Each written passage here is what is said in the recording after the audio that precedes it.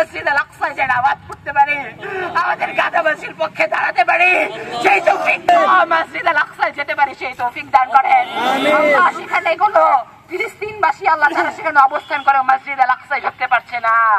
আল্লাহ তাদের সেই কষ্টে আমাদের ব্যথিত হওয়ার, আল্লাহ তাদের সেই অনুভবে আমাদের ব্যথিত হওয়ার, তাদের সেই অনুভব আমাদের বুকের ভিতরে লালন করে তাদের পক্ষে দাঁড়ানোর তৌফিক দান করে।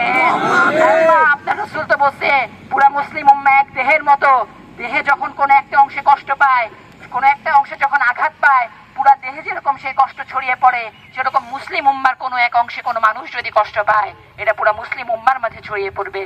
আল্লাহ আপনি আমাদের সেই রকম মুসলমান হওয়ার তৌফিক দান করেন, আমাদেরকে মা বাবার খেদমত করার তৌফিক দান করেন। আল্লাহ ইয়া রাব্বাল আলামিন, যে কাজ করলে আপনি খুশি, সত্যবাদিতা, ন্যায় পরায়ণতা, কর্তব্য পরায়ণতা, নিয়মানুবর্তিতা, এই সমস্ত কিছু আপনি আমাদের দান করেন।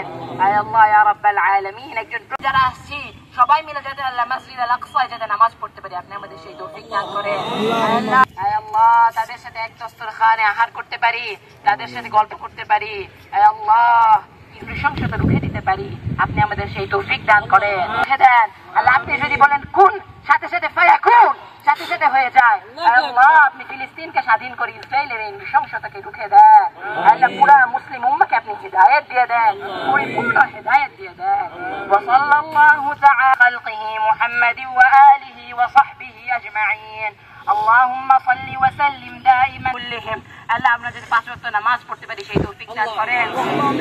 আল্লাহ আপনি যে সমস্ত হুকুম আহকাম করছেন সেগুলো যাতে আল্লাহ পরিপূর্ণভাবে মানতে পারি। সম্পর্কে আমরা আরেকদিন প্রচারণা চালাবো। আপনাদের সহায়তা করার জন্য কোনো ট্রাস্টেড সোর্স থেকে অর্থ সহায়তা, যে কোনো সহায়তা বা কোনো সুযোগ আসে, আমরা ইনশাআল্লাহ ঝাঁপিয়ে পড়বো। ঠিক আছে না ইনশাআল্লাহ?